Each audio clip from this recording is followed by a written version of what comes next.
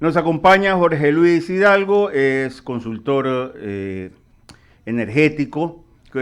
¿Cómo estás? ¿Qué tal, Jorge Luis? Nos volvemos a ver. Entremos en materia. Rápidamente, ¿cuál es tu análisis ahora cómo se ha ido manejando el tema hidroeléctrico? Y te cito algo más. El New York Times, y hago eco de una noticia que aconteció, o mejor dicho, se difundió esta semana, hacen un artículo sobre Ecuador y puntualmente en el tema hidroeléctrico. Claro, aquí ya lo sabemos, hemos puesto los huevos en una canasta, pero también nos hacen ver y nos ponen como ejemplo de lo que no se debe hacer. Porque, claro, la recomendación es esa, entrar a la energía alternativa. Pero vamos a lo primero que te consulté, Jorge Luis. ¿Cuál es tu análisis sobre el tema energético en estos momentos? Hola, Enrique, Ramiro, un abrazo, gracias por la invitación. Siempre es un gusto estar en este medio De igual de manera. comunicación tan importante. Gracias. Y quiero hacer una analogía y a ver si la ciudadanía nos comprende esto.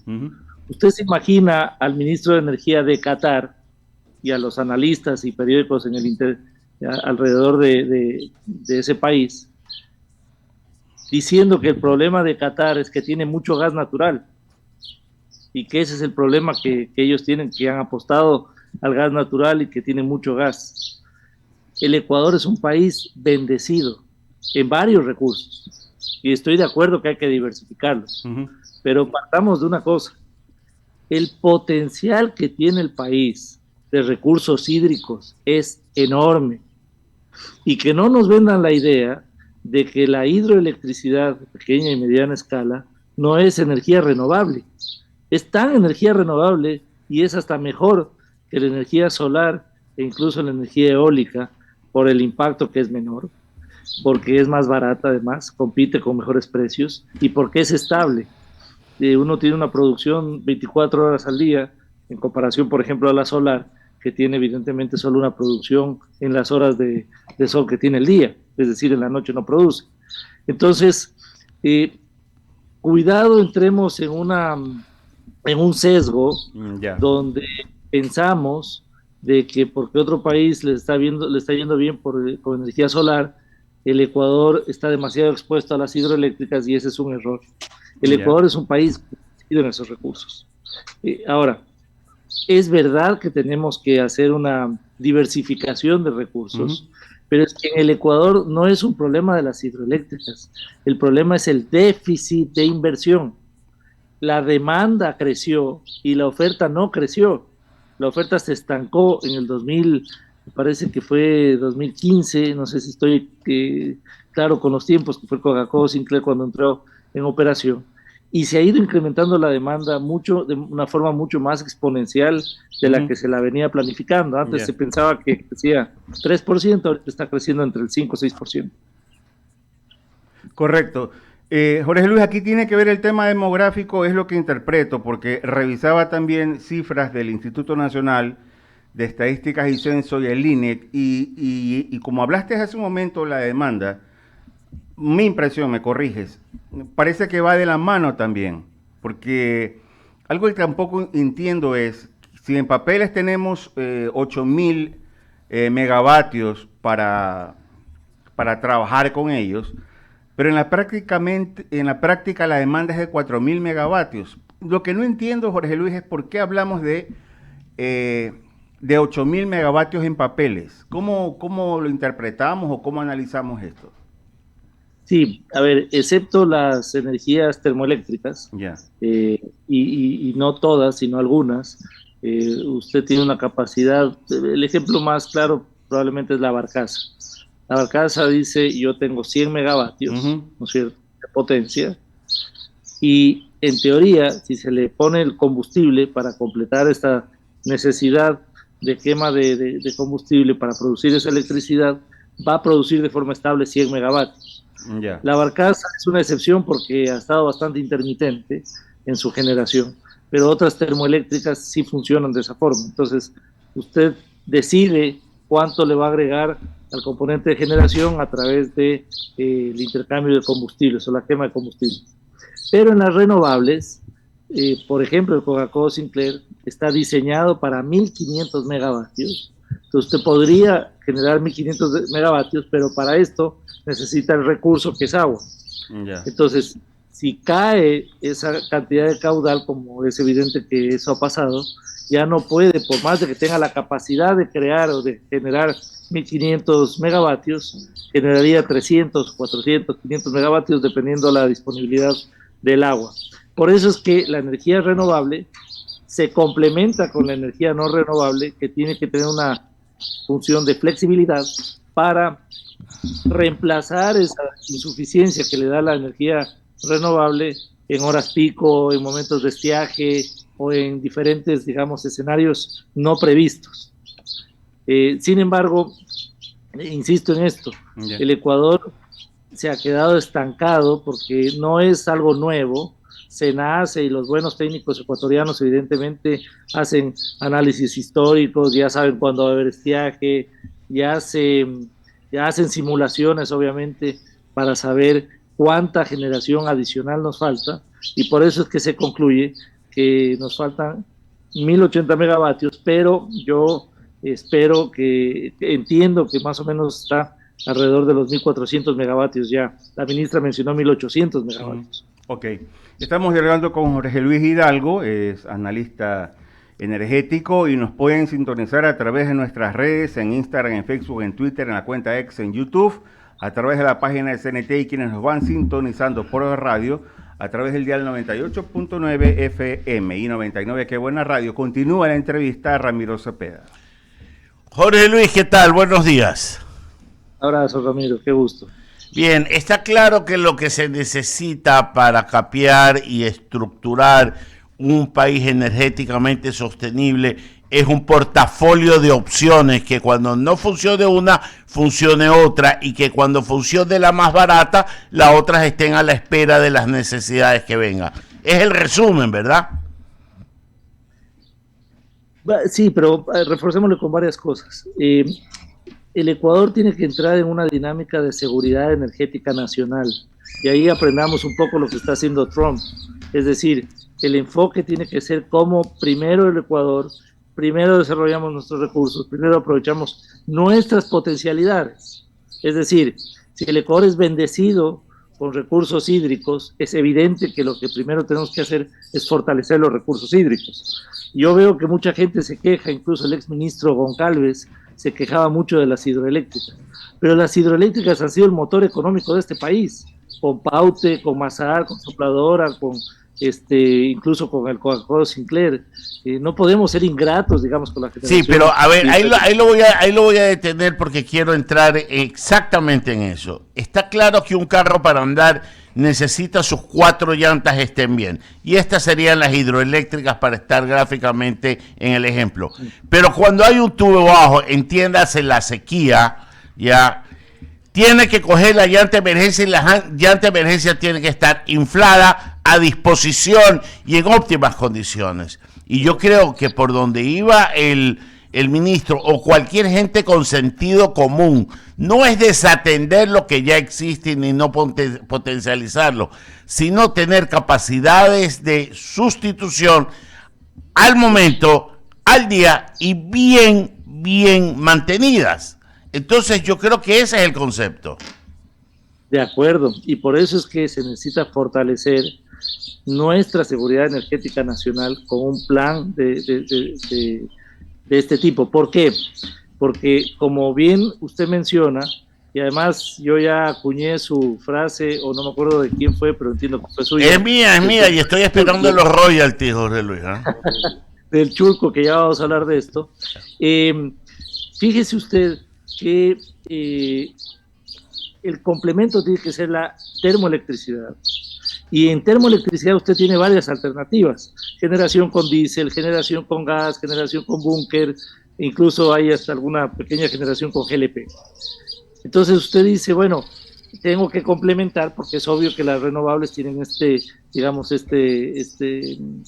esta variabilidad, entonces yo tengo que complementar con energía en firme. Y cuando quiere complementar con energía en firme, le toca, por ejemplo, como está haciendo el país, generar con diésel, pero es un diésel importado y es una generación absolutamente costosa. Después están viendo la importación de gas natural, pero con muchos desperfectos de los importadores y de nuevo va a ser una generación costosa. Entonces, ¿qué tiene que hacer el país? Fortalecer su producción nacional de gas.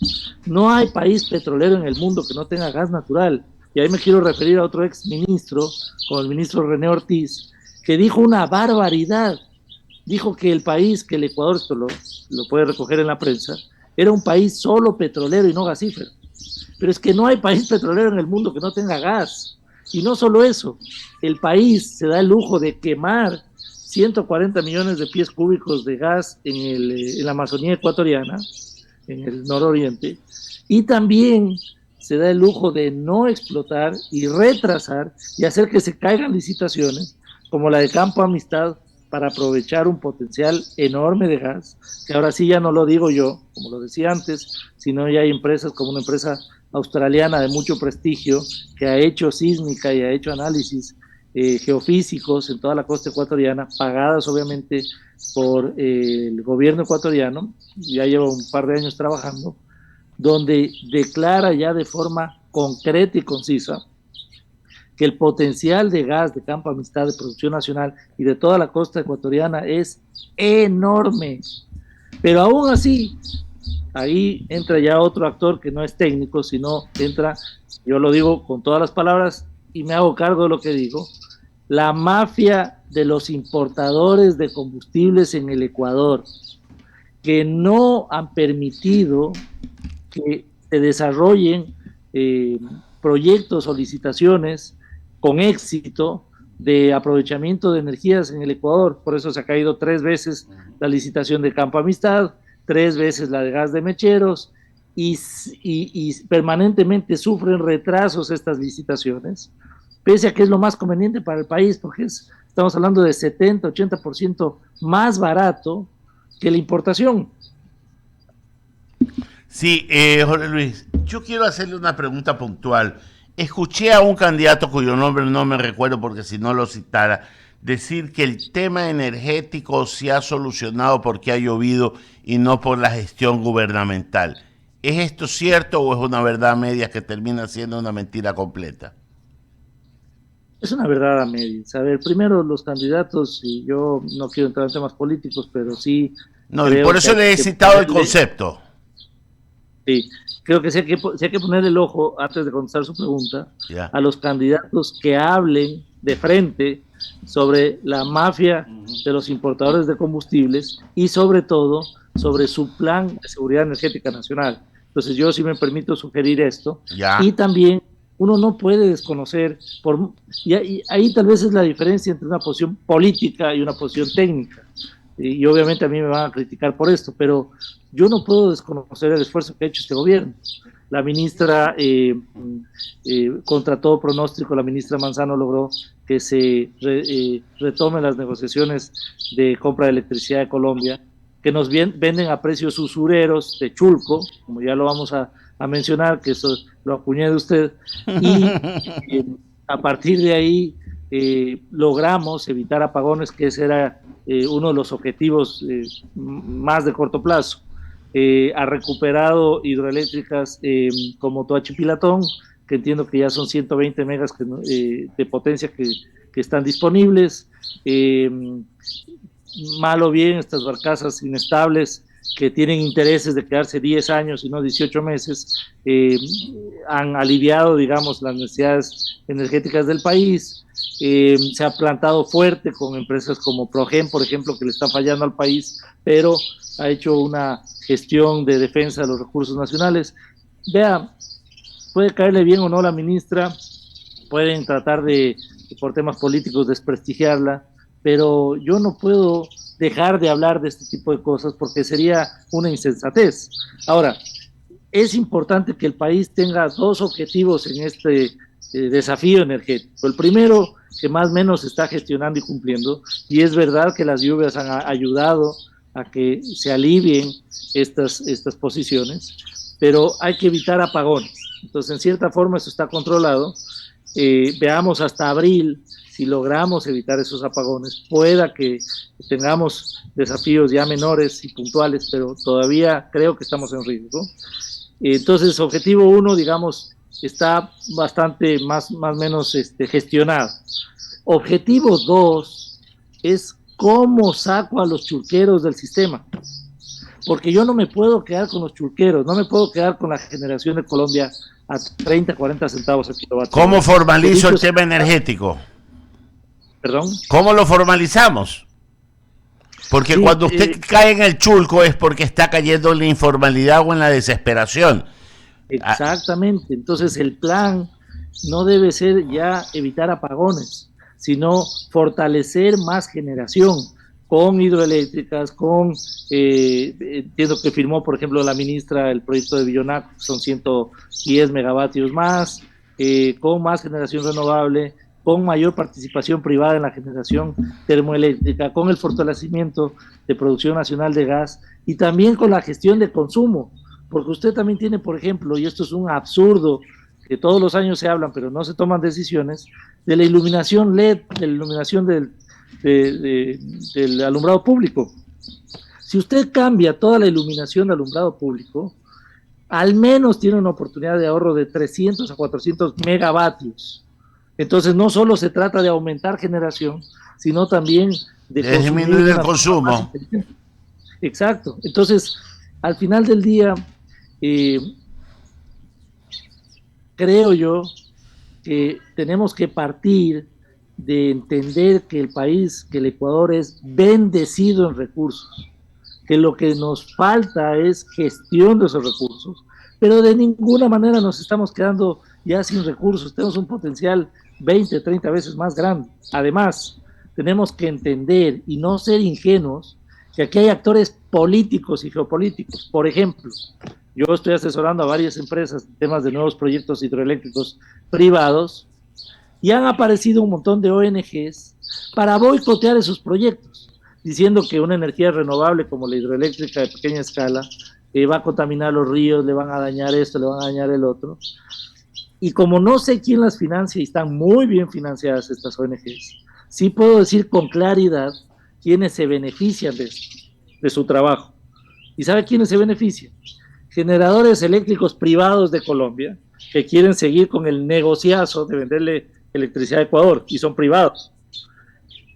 Los empresarios de las barcazas y los importadores de combustibles, grandes relaciones entre los dos, son enormes beneficiarios de que existan estas ONGs para que se boicoteen desarrollos de proyectos privados en el país. Y ahí es donde tiene que actuar el Estado, pues, porque el Estado no tiene recursos, entonces tiene que llamar a que venga el sector privado a invertir, no para evitar apagones, sino para sacarlos del chulco, a los chulqueros del sistema, ¿no es cierto? Y a partir de ahí, mejorar nuestra seguridad energética nacional. Fíjese una cosa, Ramiro, el año pasado llegamos a gastar 291 millones de dólares en compra de electricidad a Colombia. ¿Sabe qué está haciendo el país? Está fortaleciendo la infraestructura y nuevas inversiones energéticas, no en el Ecuador, sino en Colombia. Claro que no nos queda de otra. Estoy de acuerdo que así mismo nos ha tocado hacer para evitar apagones. Pero cuidado, nos acostumbremos a evitar apagones a costa de fortalecer la infraestructura energética en Colombia, a costa que estemos cada vez más expuestos, cada vez más vulnerables y que no desarrollemos nuestra propia energía. Jorge Luis, agradecerte, la verdad que bastante claro, y el tema tenemos cuerda para rato, porque esto hay que ver si continuamos en marzo, abril, dependiendo cómo San Pedro se comporte con las lluvias. Que tengas un buen día. Gracias, y ya le mando el chequecito de la... Por favor, que se está haciendo famoso conmigo. Las regalías.